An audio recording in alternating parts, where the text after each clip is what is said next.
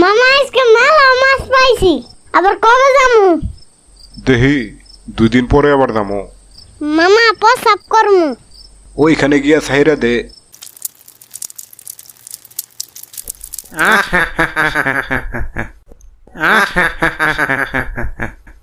তুই আমার বড়ই উপকার করলে। শীতে তো আমি জমে গেছিলাম, এতক্ষণে আরাম পাইতাছি। তুই কেডা? আমার চিনস নাই?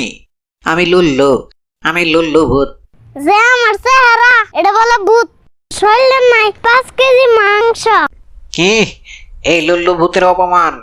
দেখ দেখ, তোর মামা অজ্ঞান হইয়া গেছে। শালাই তো এখন মামার বাড়ি নিয়ে যা কেমনে? মামা তো হুদ্দে ডরাইছে, তোর দেখে ডরানোর কি? তুই তো কিচ্ছুই পারস না, তুই তো ভূত জগতের কলঙ্ক। কি? তোর এত সাহস? আমারে অপমান? তাই তো, তোর তো কোনো ক্ষমতাই নাই। কি? আমারে অপমান করস?